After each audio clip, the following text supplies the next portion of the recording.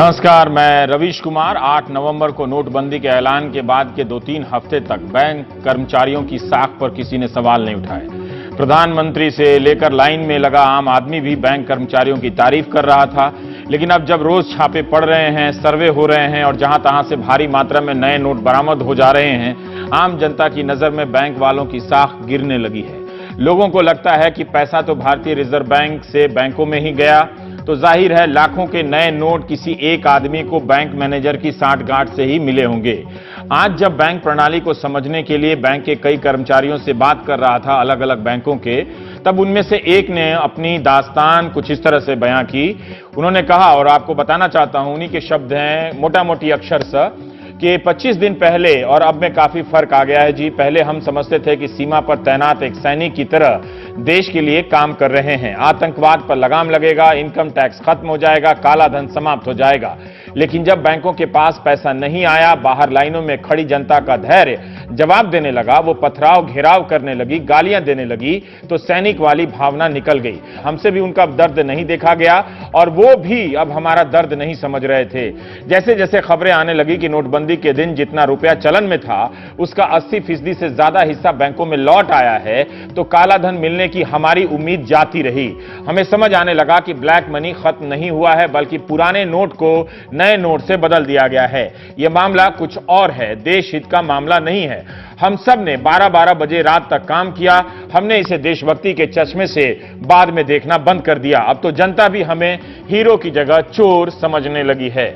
जरूरी नहीं कि सारे बैंकर ऐसा ही सोचते हों, लेकिन इस एक व्यक्ति की दास्तान बहुत कुछ कहती है। और 10 तारीख को बैंक एसोसिएशन ने प्रदर्शन भी किया था कि उन्हें चोर समझा जा रहा है या उन पर लांछन लग रहा है। हम भी जानना चाहते हैं, और जाहिर है आपके मन में भी यह सवाल होगा कि जब लोगों को 3-3, 4-4 दिनों तक लाइन में लगने के बाद 2000 का एक नोट भी नहीं मिल रहा था, तब कैसे किसी एक के पास करोड़ों रुपए के नए नोट आ गए।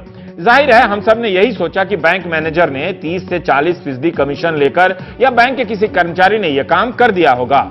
एक अन्य बैंक के कर्मचारी ने कहा कि बैंक मैनेजरों या कर्मचारियों पर इस तरह शक करना ठीक नहीं है। पहले आप जान जाएं कि हम काम कैसे करते हैं, हमारा सिस्टम क्या है। सरकार अपनी असफलता पर पर्दा डालने के लिए बैंक कर्मचारियों को बदनाम कर रही है या उसकी तरफ से किया जा रहा है। हर बैंक में कैशियर और ब्रांच मैनेजर के कैमरे में सीसीटीवी कैमरा लगा ही होता है। बहुत आराम से देखा जा सकता है कि कोई बोरी में नोट लाया हो और बोरी में लेकर जा रहा हो। बड़े पैमाने पर ऐसा हो ही नहीं सकता, क्योंकि कैशियर के पास एक और कर्मचारी होता है। अगर कैशियर इतनी बड़ी मात्रा में नोट बदलेगा तो ब्रांच मैनेजर अपने कमरे में लगे कैमरे से देख सकता है कि कैशियर के काउंटर पर क्या हो रहा है। कैशियर के साथ एक और अफसर होता है, कैश मूवमेंट रजिस्टर पर आने वाले जाने वाले हर नोट का ब्यौरा होता है। मतलब संख्या लिखी जाती है, सीरियल नंबर नहीं, उस पर दोनों के दस्तखत होते हैं।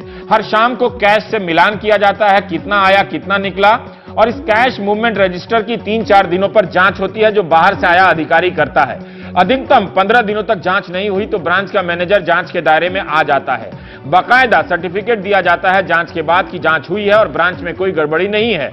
नोटबंदी के दौरान जब बैंकों के बाकी काम बंद हो गए, तब उन कामों के अफसरों को बैंकों का दौरा करने के लिए भेज दिया गया। ब्रांच के रजिस्टरों की चेकिंग करने लगे। इसलिए किसी ब्रांच से बड़ी रकम बदलने और 1 या 2 लोगों को मिलने की गुंजाइश बहुत कम है, ये कर्मचारियों ने बताया। खासकर तब जब ब्रांच में 2-3-4 करोड़ से ज्यादा पैसा आया ही नहीं। किसी ब्रांच में तो इतना भी नहीं आया। जब बैंक वाले 24,000 की जगह 2,000 दे रहे थे और बाकायदा लिख रहे थे कि किस व्यक्ति को 2,000 के कितने नोट दिए गए, तो कैसे मुमकिन है कि उनके पास किसी 1 या 2 को 10 करोड़ या 4 करोड़ के नए नोट देने की क्षमता होगी या उन्होंने दिए होंगे, जबकि बैंक पर लाख ही रुपए आए। बहुत सारे बैंकों पर 2 या 4 या 10 लाख रुपए ही आते थे। बैंक वाले भी कह रहे हैं कि वे हैरान हैं कि इतना पैसा जब आया नहीं और हर नोट की गिनती वो करते हैं, रजिस्टर में दर्ज करते हैं, तो कैसे किसी एक के पास इतना पैसा आ गया। कई बैंकों में पुराने बंद पड़े खातों को सक्रिय कर उसमें पैसे डाले जाने की बात सामने आई है। ये जांच से ही बता रहा हूं। नोएडा के एक्सिस बैंक में 20 जाली खातों में 60 करोड़ जमा करने का मामला सामने आया है। इस एक बैंक से 200 करोड़ जाली खातों में जमा होने का मामला है। बैंक का कहना है उसने खुद ही रिपोर्ट किया है। कहीं कहीं जमा करने की रसीद में जहां आप लिखते हैं कि 100 के कितने नोट दिए, 500 के कितने नोट दिए, वो वाले फॉर्म जिसे वाउचर कहते हैं, उसकी जगह नया वाउचर डाल दिया गया और 100 की जगह 500, 1000 रुपया किया गया। लेकिन यह भी ध्यान में रखना होगा कि 13% तो 100 के नोट थे, तो 86% नोट को या उसके बड़े हिस्से को 500,000 को नहीं बदला जा सकता था। मोटी रकम संभव नहीं है क्योंकि बैंकों के भीतर सीसीटीवी कैमरे लगे होते हैं। अगर बैंक मैनेजर पकड़ा जाता है तो शायद व्यवस्था ऐसी है कि उसके नीचे का अफसर या कर्मचारी भी शक के दायरे में आता है, वो भी पकड़ा जाता है क्योंकि उस पर जिम्मेदारी है कि वो गड़बड़ी को रिपोर्ट करे। बैंक कर्मचारियों ने भी कहा कि हम नहीं कहते कि हमारे यहां भ्रष्टाचार नहीं है, गड़बड़ियां होती हैं, लेकिन जब हमारे हाथ में पैसा नहीं था तो कुछ लोगों के पास करोड़ों की तादाद में नए नोट कैसे पहुंचे, ये उन्हें भी समझ नहीं आ रहा है। बैंक के ब्रांच में जो नोट पहुंचता है वहां सीरीज नंबर नहीं लिखा होता है, लेकिन यह लिखा जाता है कि 500 के कितने नोट जमा हुए और 2000 के कितने नोट निकाले गए।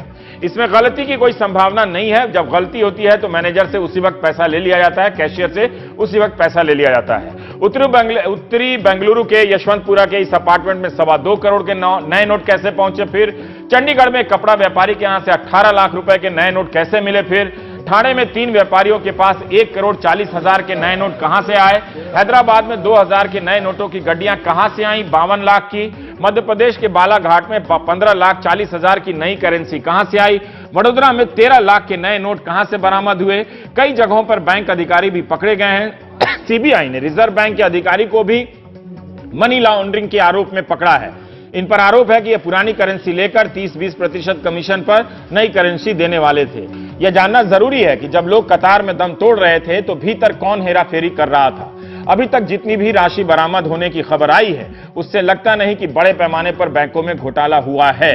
उन मात्राओं से अगर आप देखें तो सीबीडीटी के अनुसार नोटबंदी के बाद 291 छापों में 316 करोड़ के नोट जब्त हुए हैं। राशि 390 भी बताई जाती है। करीब 3,000 छापेमारी के बाद करीब 300 छापेमारी के बाद 80 करोड़ के नए नोट ही बरामद हुए हैं। ये संख्या भी कम नहीं है, भयावह है। तब जब लोग एक नोट के लिए घंटों लाइन में लगे रहे और मर गए। 80 करोड़ के नए नोट के आधार पर फिर भी क्या आप कह सकते हैं कि बड़े पैमाने पर बैंकों में धांधली हुई? आयकर विभाग ने 3,000 लोगों को नोटिस भेजा है। हो सकता है कुछ और पकड़े जाएं। 1.25 लाख ब्रांच हैं, प्राइवेट और सरकारी। इनकी तुलना में बरामद नोट और नोटिस की संख्या कोई बहुत ज्यादा नहीं है। आयकर विभाग का कहना है कि इन तमाम सर्वे और छापों में आयकर दाताओं ने 2600 करोड़ की अघोषित आय की बात मानी है। यह अंतिम फैसला है, कहना मुश्किल है क्योंकि तमाम प्रक्रियाएं पूरी होने में ही कई महीने लग जाते हैं। तो यह छूट नहीं है कि आप तुरंत मान लें और कोई इतनी आसानी से 2600 करोड़ की, जैसा कि पिछले प्रोग्राम में आयकर अधिकारी बता रहे थे। तो गुरुवार को आर्थिक मामलों के सचिव शक्तिकांत दास ने कहा कि सभी बैंकों को एक ब्रश से प्रिंट न किया जाए। उन्होंने कहा कि संदिग्ध ट्रांजैक्शन की रिपोर्ट बैंक अधिकारी ही देते हैं, जिसके आधार पर कार्रवाई होती है। 8 नवंबर के दिन कुल 15.5 लाख करोड़ की करेंसी चलन में थी। 10 दिसंबर तक 12 लाख करोड़ पुराने नोट बैंकों में वापस आ गए हैं। सवाल उठ रहा है कि अगर सारा पैसा बैंकों में आ गया तो मतलब है कि कालाधन नहीं था। इसके भी कई पक्ष हैं, लेकिन हमारा फोकस इस पर नहीं है। हम इस पर बात करना चाहते हैं कि क्या वाकई बैंक बदनाम किए जा रहे हैं या बैंकों ने काम ही ऐसा किया है। सरकार को बताना चाहिए कि किस ब्रांच में 1 करोड़ से ज्यादा पैसा गया, कितने ब्रांच में 4 लाख या 10 लाख रुपए ही गए, किस ब्रांच से किसी को करोड़ों रुपए के नोट तभी मिले होंगे किसी ब्रांच से जब उस ब्रांच में कई करोड़ नोट आए होंगे। ऐसा तो हो नहीं सकता, जब नोट ही नहीं था तो कहां से मिल रहा था। तो ऐसे थे जहां 50-100 करोड़ रुपए बांटने के लिए दिए गए। पुराने नोट जरूर जमा किए गए होंगे, वो एक अलग मामला है कि किन किन खातों में जमा किए गए और उनका किस तरह से इस्तेमाल किया गया। सवाल नए नोटों को लेकर, निकालने को लेकर जो ये सवाल उठ रहे हैं, उससे बैंकों की साख पर जो एक तरह से सवाल उठ रहे हैं वो चिंताजनक है। बैंक कर्मचारी कहते हैं निष्पक्ष जांच जरूर कीजिए, वरना बैंक वाले पब्लिक की निगाह में हमेशा के लिए बदनाम हो जाएंगे।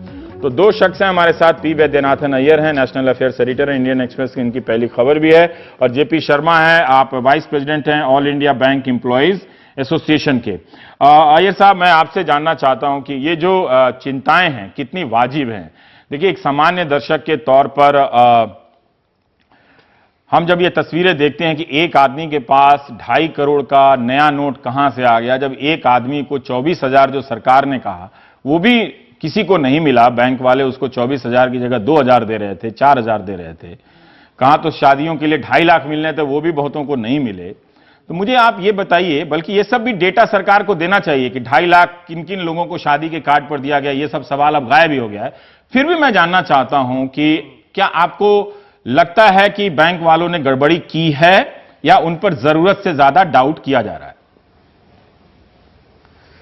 देखिए, ये जरूरत से ज्यादा डाउट इस प्रकार से होता है, जैसे जब टेलीविजन पे ऐसे दिखाते हैं कि 3 बड़े बैंकों में छापे पड़े हैं और 60 करोड़ किसी बैंक में डिपॉजिट किया गया हुआ है, कुछ 25 फेक अकाउंट में, किसी बैंक में 100 करोड़ डिपॉजिट किया हुआ है फेक अकाउंट में, कहीं पे लॉकर में आपको नए नोट मिल गए, कुछ 2 करोड़ 3 करोड़। तो ये ऐसे 2 या 3 या 4 खबरें छपी हैं पिछले ऑलमोस्ट नवंबर 8 से लेकर आज तक। तो ऐसे कोई बहुत बड़े पैमाने पे कोई कुछ चीज हुआ ही नहीं है। और ये सारे बैंकों को एक इंप्रेशन ऐसा मिल रहा है कि आप 20-20 घंटा खड़े होके लोग आप देखिए 100 लोग आते हैं एक बैंक में दिन में, अभी आ रहे हैं 1000 के ऊपर लोग, और सारे लोग डिपॉजिट कर रहे हैं, कुछ लोग विड्रॉ भी कर रहे हैं और कुछ लोग एक तो एक्सचेंज भी कर रहे हैं पहले 23 नवंबर तक। तो ऐसे माहौल में जब 400, 4000, 5000 लोग बैंक में आ रहे हैं और पैसा दे रहे हैं, पैसा ले रहे हैं, नया करेंसी ले रहे हैं और सबको मिल रहा है 2000 का नोट, किसी को तो 100 और 500 का नोट तो अभी तक बहुत ही कम दिखने में आ रहे हैं। ऐसे में सारे बैंकों को एक ऐसी छवि चली जानी बाहर कि सारे बैंकों में धंधलेबाजी हो रही है। और ये डीमोनेटाइजेशन जो बहुत बड़ा एक सरकार ने एक फैसला लिया, बहुत बोल्ड और अनप्रेसिडेंटेड कहा जा रहा है, ऐसे फैसले को चौपट कर रहा है बैंक। तो ये तो बहुत ही मुझे लगता है बहुत बड़ी नाइंसाफी है। और ये बैंक ही तो देता है इंफॉर्मेशन सरकार को, जैसे फाइनेंशियल इंटेलिजेंस यूनिट को 10 लाख के ऊपर जहां भी कोई कैश की ट्रांजैक्शन हुई है उसकी ऑटोमेटिक खबर एफआईयू को पहुंच जाती है बैंक के तरफ से। 50,000 के ऊपर जनधन अकाउंट जहां पर केवाईसी नॉर्मल कंप्लायंसी पूरी नहीं है उसकी खबर चली जाती है सीबीडीटी को, इनकम टैक्स डिपार्टमेंट को। नॉर्मल सेविंग्स बैंक में 2 लाख की खबर चली जाती है करंट। मेरा एक सवाल है कि ठीक है कि सारे बैंकों को गलत समझा जाना या सारे मैनेजरों को चोर समझा जाना ठीक नहीं है, लेकिन इस एक लाइन से जो लोग पकड़े जा रहे हैं उनको कवर देना भी शायद ठीक नहीं होगा। एक आम आदमी फिर भी जानना चाहेगा कि जब सारी व्यवस्थाएं हैं, अगर ऑटोमेटिक 10 लाख से ऊपर के ट्रांजैक्शन सामान्य खातों के रिपोर्ट किए जा रहे हैं फाइनेंस इंटेलिजेंस यूनिट को और जनधन खाते में 50,000, तो ये 2 करोड़ रुपए एक आदमी के पास कैसे पहुंच गए? ये आम आदमी तो समझना तो चाहेगा ना कि कैसे पहुंचा। तो जरूर किसी ना किसी स्तर पर कहीं घपला हुआ है, कहीं गड़बड़ हुआ है। वो पैसा कहां से इनको मिल सकता है? क्या ब्रांच से, क्या सेंट्रल हेडक्वार्टर से मिल सकता है, या आरबीआई और बैंक के बीच की यात्रा के दौरान कहीं से मिल सकता है? तो कहीं तो लोग जानना चाहेगा ना कि कहां से मिला इसको। जी बिल्कुल, इसमें देखिए इतने 1000 बैंक हैं, इतने 1000 ब्रांचेस हैं, इतने 2 लाख एटीएम्स हैं, तो ये बहुत आसानी से यह हो सकता है कि एक आदमी 50-50, 100 लोगों को इकट्ठा करके 2-2 हजार या 4-4 हजार या हफ्ते का 24,000 निकाल रहा है। 4 आदमी एक बैंक अकाउंट में हफ्ते भर में 1 लाख रुपए निकाल सकते हैं। ऐसे अगर आप 500 आदमी ले लिए तो कितना पैसा निकाल सकते हैं? तो ये अगर एक कमीशन के तौर से अगर होता रहा हमारे देश में, जो हो सकता है, बिल्कुल होता है और हो भी रहा है, कि लोगों को खड़ा किया जा रहा है, लोगों से उनके अकाउंट खुले हैं जिनके जनधन में, उनसे 24,000 निकाला जा रहा है और एग्रीगेट किया जा रहा है। ऐसे हमने बहुत ज्यादा भी नहीं खबर सुनी है कि लोगों के पास बहुत ऐसे इंस्टेंसेस 10-12 सुने हैं हमने, लेकिन हमने हजारों के पैमाने में ऐसे इंस्टेंसेस नहीं सुने हैं। ठीक है जी शर्मा जी, मैं आपसे जानना चाहता हूं कि कैसे मुमकिन हुआ कि क्या ये हिसाब जो अभी अय्यर साहब बता रहे थे कि कोई लाइन में लगा के, तो पहले लाइन को भी उस एक तरह से, जब बैंक नहीं तो लाइन डाउटफुल हो, लाइन नहीं तो बैंक डाउटफुल हो, फिर भी मान लेते हैं कि अगर 10 बैंक मैनेजरों ने अगर 80 करोड़ रुपए किसी एक आदमी को, एक आदमी को, 10-20 आदमी को, 200 आदमी के बीच में बांट दिया, तो क्यों ना ये माना जाए कि ऐसे 1000 मैनेजर भी होंगे जिन्होंने ऐसा किया होगा? ये जो मौजूदा जो पोजीशन है इसमें संभव नहीं है। क्यों? क्योंकि सबसे पहले तो अधिकतर जो है, जैसे खाते भी अगर खुलते हैं तो जैसे ही पैन नंबर डाला जाता है केवाईसी के तहत या आधार नंबर डाला जाता है, तो उसका अगर और कोई खाता है तो वो पता लग जाता है कि वो खाता उसका जो है ऑलरेडी इन एग्जिस्टेंस है। और बैंक ये कोशिश करता है कि ज्यादा खाते जो है वो खोले ना जाए।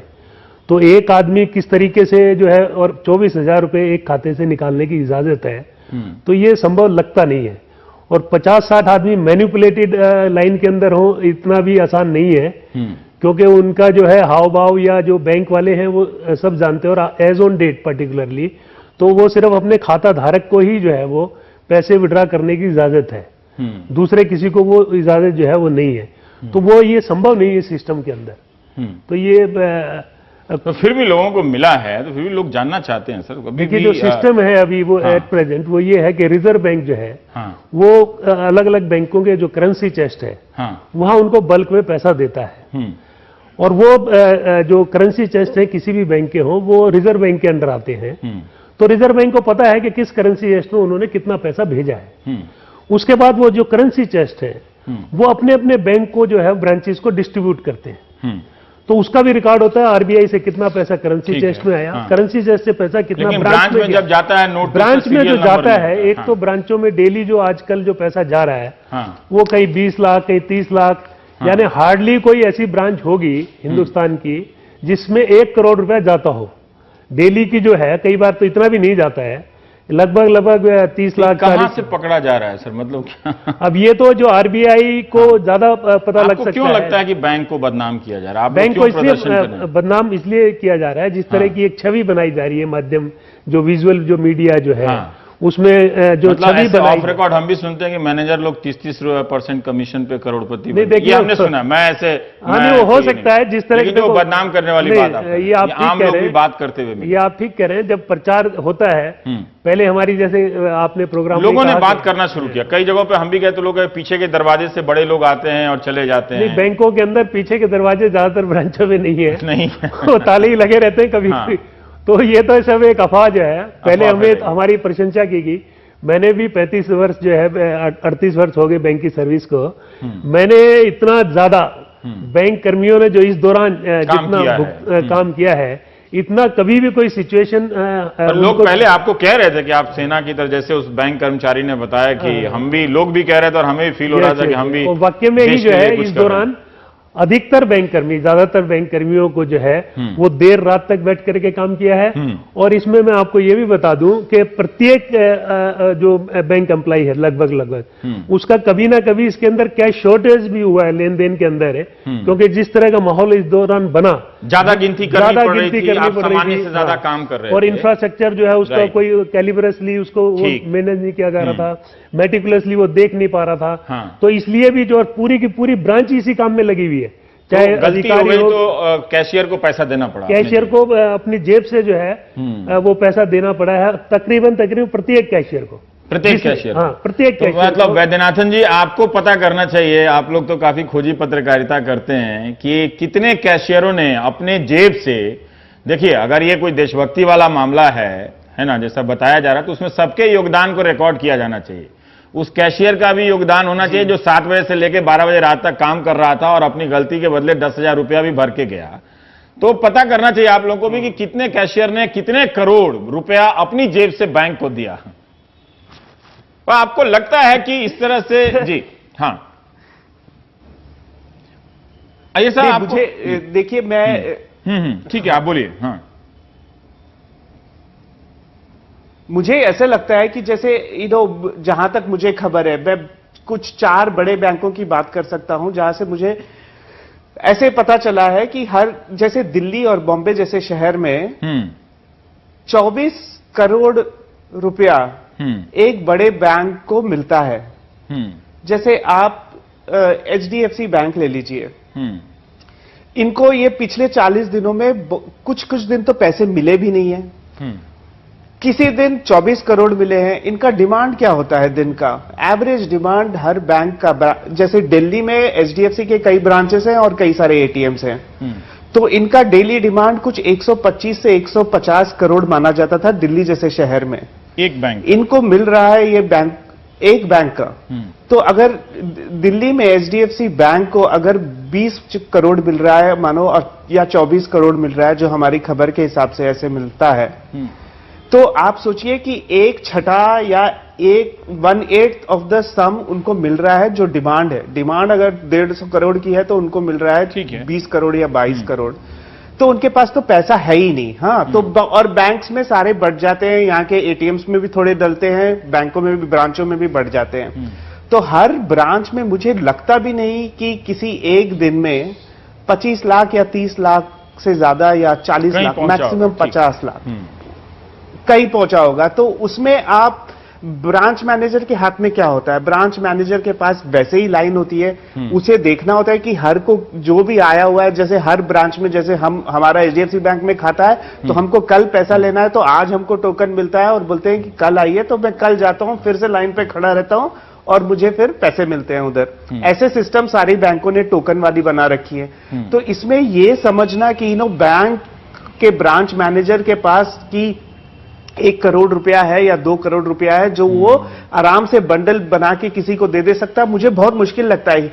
वो भी सीसीटीवी के ग्लैर में है ना रवीश जी, वो भी, उसके तरफ भी चारों तरफ नजर लगी हुई है, एक भी लाइन में आगे पीछे लोग नहीं होने दे रहे हैं। ऐसे जरूर हो सकता है कि कोई प्रिफर्ड कस्टमर आया हो जो बैंक के पास आता हो और उसके पास भी ये सहूलियत नहीं होती ब्रांच मैनेजर के पास कि 24,000 से ज्यादा दे दे, वो हफ्ते में सिर्फ 24,000 ही दे सकता है। ऐसा जरूर होगा या हो सकता है कि कोई कस्टमर को प्रेफरेंस मिल जाए फॉर वेरियस रीजंस, कोई बुजुर्ग रहा हो या जो भी, ऐसे मिल सकता है किसी को। लेकिन ये ऐसे होना तो थोड़ा उसमें जांच बहुत जबरदस्त करनी पड़ेगी कि ये इतने बंडल्स निकल रहे हैं, वो कोई ब्रांच से निकलते हुए नहीं नजर आते हैं मुझे। एक बात आप अय्यर, आपकी बात से मुझे समझ में आई, और जब मैं इनकम टैक्स अधिकारियों से बात कर रहा था, ये जो तस्वीरें दिखा रहे हैं नए नोटों की, और वो एक लार्जर रियलिटी, बड़ी वास्तविकता जो बन जा रही है, वो शायद ठीक नहीं है। पर अभी जो अय्यर साहब कह रहे थे, शर्मा जी, मैं आपसे जानना चाहता हूं कि क्या ये मुमकिन है कि आप एक मैनेजर हैं, मान लीजिए आपके ब्रांच में 10 करोड़ आया, तो आपने मुझे, चूंकि आपको आदेश है कि आप 24,000 ही देंगे एक हफ्ते में, मुझे चेक से या एटीएम से मैं निकालूं तो 2,000 एटीएम से, और चेक से गया तो 24,000। क्या ये आपके पास कोई अधिकार है, कोई रास्ता है कि अगर आप मेरे बहुत अच्छे मित्र हैं तो आपने मुझे 10 लाख रुपए दे दिए? ये संभव नहीं पुराने है। नोट के बदले आपने 10 लाख दे दी, क्या ये संभव है? नहीं, ये संभव नहीं है। नहीं है, क्योंकि जैसे करेंसी रजिस्टर में पैसा आरबीआई से आया, आरबीआई से पैसा ब्रांच में आया, उसकी नोटिंग होती है डबल लॉग बुक में, लिखना पड़ता है कि इतना कैश आज मिला आया है, ठीक है। करेंसी। क्या आपको यह भी लिखना पड़ता है कि आपने मुझे 24,000 दिया या फेवर करके 2.5 करोड़ दिया? ये हमारे लिखना पड़ता है, विशेष कस्टमर हैं, इनको हमने 2.5 करोड़ दिया, ये मंत्री हैं या विधायक हैं, क्या ऐसा? वो जैसे फिर वो जो करेंसी जैसे पैसा आता है, ठीक, वो हर एक ब्रांच में डबल लॉक है, उसमें रखा जाता है, जिसका हिसाब होता है कि आज हमें 20 लाख इस ब्रांच को मिले।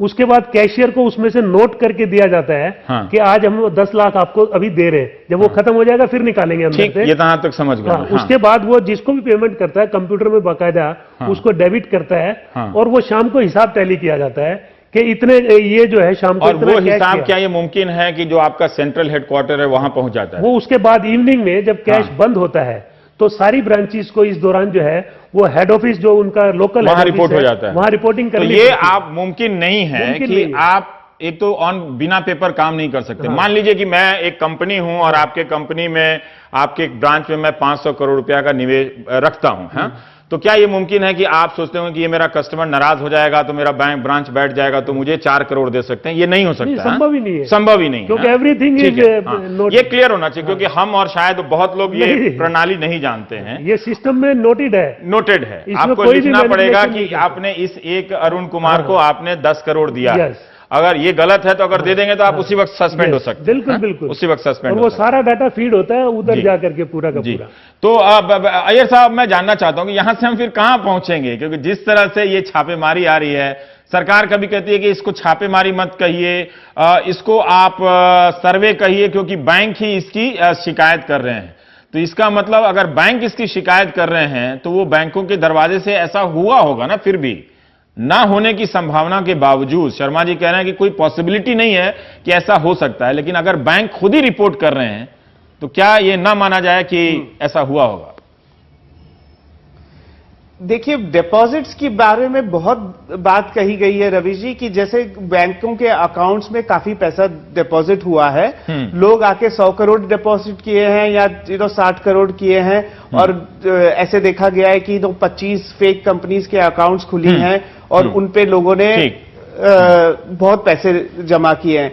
उसको आप देखेंगे तो उसे किस हिसाब से आप, एक तो कंपनी अकाउंट खोलती है बैंक में, चालू खाता जो कहते हैं, करंट अकाउंट खोलती है बैंक में, वो कंपनी जाके मिनिस्ट्री ऑफ कॉर्पोरेट अफेयर्स का रजिस्ट्रेशन का डॉक्यूमेंट देती है, उसमें कंपनी का यूनिक नंबर होता है, कंपनी का डायरेक्टर का पैन होता है, तो डायरेक्टर एक कोई आदमी ही है, कोई इंडिविजुअल ही है, अब वो आप कह सकते हैं कि रिक्शा चलाने वाला हो या कोई भी हो, तो वो एक आदमी है जिसका केवाईसी में पैन नंबर है और जिसका आधार कार्ड है, और जो कंपनी का रजिस्ट्रेशन है, तो उसने एक कंपनी की अकाउंट खोल दी।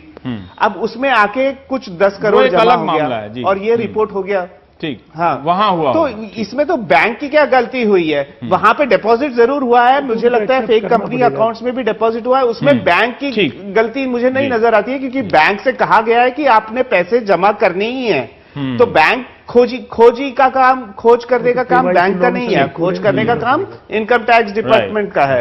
वो केवाईसी देखेगा बैंक और अपना डिपॉजिट लेगा। अभी ये जो प्राथमिक तस्वीरें आ रही हैं और जो बयान दिए जा रहे हैं, चाहे सरकार की तरफ से चाहे बैंक की तरफ से, बहुत प्राथमिक स्तर पर है। तो और निश्चित रूप से हम भी जानते हैं कि बहुत सारे बैंक के मैनेजर बहुत घंटों घंटों काम कर रहे थे, और उसी दौरान लोग कह भी रहे थे कि हमारी भी व्यथा दिखाइए कि बीमार होने के बावजूद हम कई घंटे काम कर रहे हैं, और वो तनाव लेकर गए हैं। पैसा दिया वो अलग, आप लोगों को एक डेटा देना चाहिए कि कितना करोड़ रुपया आप लोगों ने फाइन में भरा है, ताकि हमें अंदाजा हो। बहुत बहुत शुक्रिया।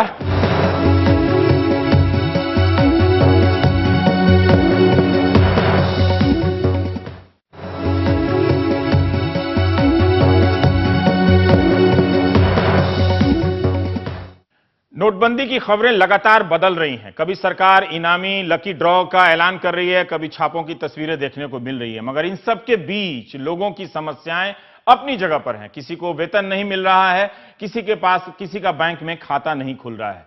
इन कई जगहों से लेदर इंडस्ट्री और सौरभ शुक्ला और हिमांशु शेखर की स्टोरी अभी आप देखिए इस सेगमेंट में। हम इस वक्त नोएडा में मौजूद हैं। यहाँ पर कुछ लोग मौजूद हैं। ये एक ट्रेवल कंपनी में काम करते हैं, इनको कैश में पैसे मिलते हैं, लेकिन महीने की जो है आधा महीना बीत चुका है, इनसे जानते हैं इनको पैसे मिले हैं कि नहीं, और अगर पैसे नहीं मिले तो क्यों नहीं मिले। आपको तनख्वाह मिल गई? जी अभी नहीं मिली मुझे। क्यों? तो सर कैश मिलती है, मतलब पैसे मिलते नहीं, कैश मिलती है तो इसलिए नहीं मिलती है। मतलब कैश मिलते हैं इसलिए नहीं मिली अभी तक। चेक नहीं ले रहे हो आप? चेक नहीं, चेक सर मेरा अकाउंट ही नहीं खुला, चेक कैसे करें, क्या करें? अकाउंट नहीं है आपका? अकाउंट नहीं है। यहाँ पर और भी लोग हैं, उनसे बात करते हैं। सर आपको सैलरी मिली अब तक? अभी सैलरी नहीं मिली जी। सैलरी नहीं मिली क्यों? कैश नहीं है? कैश नहीं है मालिक के पास, और अकाउंट हमारे यहाँ पे है नहीं। अकाउंट आपका नहीं है? नहीं, तो वो चेक में नहीं ले सकते इस वजह से? चेक में। तो यहाँ पर इस कंपनी के जो इनके मालिक हैं वही मौजूद हैं, उनसे बात करते हैं और जानते हैं कि प्रॉब्लम क्या है, वो क्यों पैसे नहीं दे पा रहे हैं। सर व्हाट इज असल में प्रॉब्लम क्या है और आप पैसे क्यों नहीं दे पा रहे हैं? सर 8/11 में जब से नोटों का चेंज का हुआ है, उसके बाद मेरे मेन दोनों कंपनी के अकाउंट एक्सिस बैंक में है, और जिससे विड्रॉल नहीं हो पा रहे।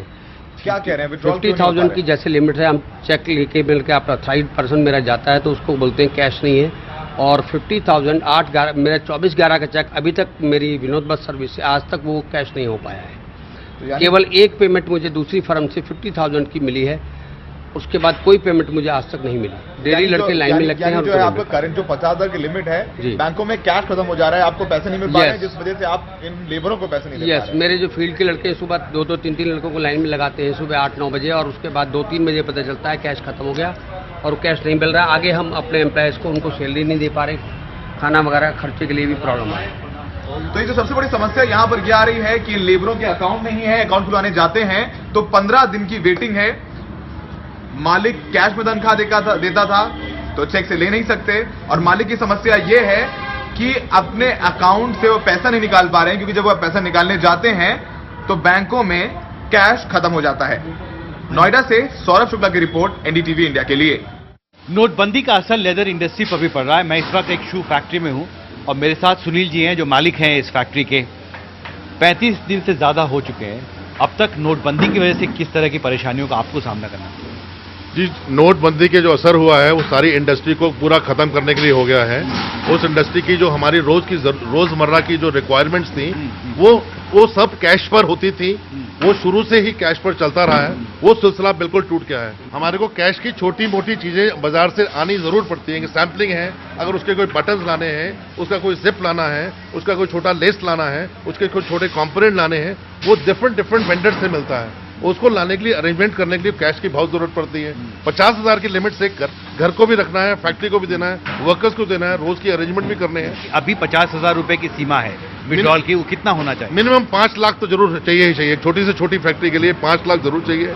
आपके उद्योग के लिए जो प्राइमरी मटेरियल, जो रॉ मटेरियल आपके पास आता है ग्रामीण क्लस्टर्स से, दूसरी जगहों से, और उसकी सप्लाई पर भी नोटबंदी का असर पड़ा है? उसकी सप्लाई पर बंदा इसलिए पड़ा है, जो बैकएंड हमारा जो वेंडर है, चाहे लेदर वाला, चाहे मटेरियल वाला, चाहे लाइनिंग वाला, चाहे बनाने वाला, उसके सारा जो सिस्टम, उनका सारा कैश एंड पर चलता था। उस कैश एंड पर चलते थे। हम लोग तो कैश पर नहीं खरीदते हैं, हमारे को कैश पर आधा हमारे को कैश जरूरत थी फैक्ट्री के इनके रोज की लेबर को देने के लिए। आपने कहा कि बहुत सारे मजदूर वापस चले गए, तो क्या अब कितने लोग हैं जो वापस गए? हमारे बहुत बड़ी मुश्किल से कंट्रोल करके अपने पास जो रखे हुए हैं, जो पुराने थोड़े बहुत हमारे पास बंदे बचे हुए हैं। अगर आपके पास आदमी कम है, अगर प्राइमरी मटेरियल आने में देरी हो रही है, तो इससे प्रोडक्शन पर जो आपके जो एक्सपोर्ट के जो ऑर्डर्स हैं, क्या वो कमिटमेंट्स को मीट करना? हो चुके हैं। सारी कमिटमेंट बहुत खराब चल रही हैं इस वक्त, सारी सप्लाईज खराब चल रही हैं, पूरा सिस्टम पूरा खराब हो चुका है। कहीं पर भी, किसी सिस्टम पर भी कोई जना किसी कमिटमेंट पर नहीं है। बाजार का हो, सामान का हो, मटेरियल्स का हो, मेकिंग का हो, हम कमिटमेंट पर लूज करने पर हमारा ट्रेड बिल्कुल जीरो हो जाएगा। आने वाले वक्त पर हमारे पर आज भी जो बाहर के देश के मुल्क के जो लोग हैं, वो हमारे पर उनका विश्वास नहीं है, और आने वाले वक्त में उनका विश्वास और खत्म होता जा रहा है।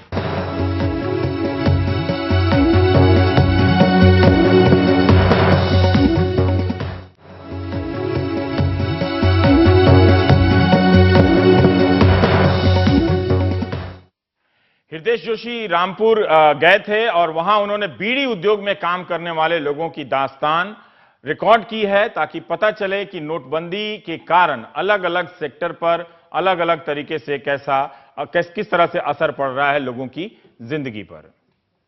नोटबंदी का अलग अलग उद्योग धंधों पर क्या असर पड़ रहा है, इसकी पड़ताल के सिलसिले में आज हम हैं पश्चिम उत्तर प्रदेश के शहर रामपुर में, जहां छोटे छोटे उद्योग धंधे हैं, जैसे ये बीड़ी का कारोबार या दूसरे कारोबार।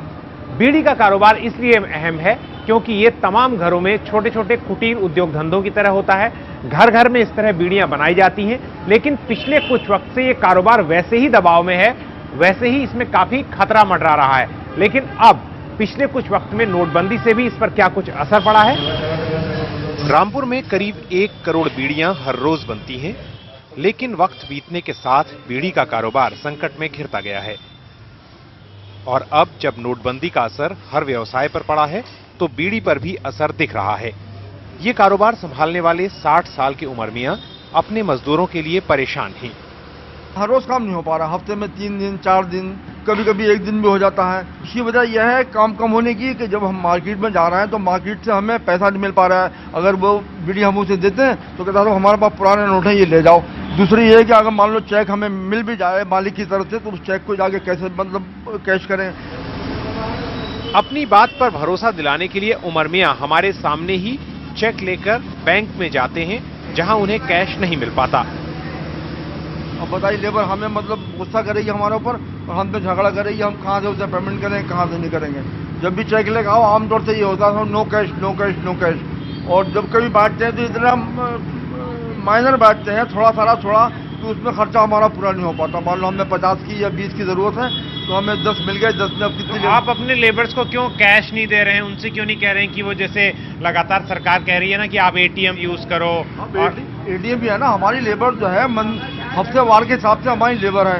अब उसमें हफ्ते में 2 दिन 3 दिन काम करती है। वो जब 2-3 दिन काम करती है तो उसे 600-500 रुपये कमाती है। अब 600-500 का हम चेक दे देंगे तो चेक के लिए कहाँ से अकाउंट खोलेगी, कहाँ से मोबाइल मंथ का यूज करेगी। मोबाइल का खर्च लगभग 300 रुपये है, यह अकाउंट खोलना खर्च 500 रुपये है। और तो उस तरह से हमारी लेबर जो है उसे नहीं कर सकती इसको। बीड़ी के इस कारोबार में लगे लोग आर्थिक रूप से समाज के काफी निचले तबके के लोग हैं और वो कई सालों से ये काम कर रहे हैं, 20-20, 25-25 साल से। और यही एक ऐसा काम है जिसमें उन्हें महारत हासिल है। ये एक्सपर्ट इतने हैं कि अभी देखिए जैसे हाथ चल रहा है इनका, ये तो ये लगभग 30 मिनट में एक चल रहा है, ये लगभग 400-500 बंडल पैक कर लेते हैं। ये बीड़ी का पत्ता हो या तंबाकू, हर चीज की कीमत बढ़ी, लेकिन मजदूरी में कोई खास बढ़ोतरी नहीं हुई और अब कैश की दिक्कत ने हाल बेहाल किया हुआ है। हमें तो बहुत बड़ी परेशानी पड़ रही है कि 2-2 दिन हो गए, 4-4 दिन हो गए, तो पेमेंट नहीं मिल लिया हमें, ना पैसा मिल लिया हमें। आपका बैंक अकाउंट है? बैंक अकाउंट है तो साहब हमारे करने कुछ नहीं है, कब करना है नहीं हमारे करने, हम तो दिले हैं। तो आपका अपना अकाउंट नहीं, खाता नहीं है? जी जी। रामपुर में करीब 20 से 25 हजार लोग बीड़ी के कारोबार में अब भी लगे हैं और इनसे जुड़े परिवारों का मोटा हिसाब ही करें तो कुल 1 लाख लोगों की रोटी इस पर निर्भर है। महिलाएं भी घरों में बीड़ी बनाने का काम करती हैं, लेकिन आज खाली बैठी हैं। और काम बहुत मंदा हो गया और हमें पैसे भी नहीं मिल पा रहा। रामपुर में जैसा हमने कहा आपको, बीड़ी का कारोबार पहले से ही खस्ता हाल में है और यहाँ की महिलाएं जो हैं इस अर्थव्यवस्था का एक हिस्सा हैं, वो इसमें काम करती हैं, अपना घर चलाती हैं। लेकिन रामपुर में आज जो नजारा दिखाई देता है वो ये कि तमाम महिलाएं जो हैं वो अपने घरों में हाथ पर हाथ रखकर बैठी हुई हैं, उनके पास कोई काम नहीं है। इसकी सिर्फ एक वजह नोटबंदी नहीं है, दूसरी वजहें भी हैं, लेकिन ये जरूर है कि नोटबंदी ने इनके लिए कंगाली में आटा गीला जैसे हाल पैदा कर दिए। मंदी के इस दौर में सप्लायर भी हाथ पर हाथ धरे बैठे हैं, कहते हैं हालात सुधरने में वक्त लगेगा। कब तक आपको लगता है हालात सामान्य होंगे?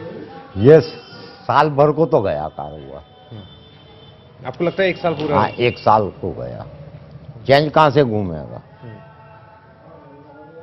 अब तक तो पैसा मिल नहीं रहा है। अब मजदूरों और व्यापारियों की फिक्र यही है कि कैसे जल्द से जल्द इस मंदी से बाहर आया जाए। रामपुर से सचिन गुप्ता के साथ हृदय जोशी, एनडीटीवी इंडिया।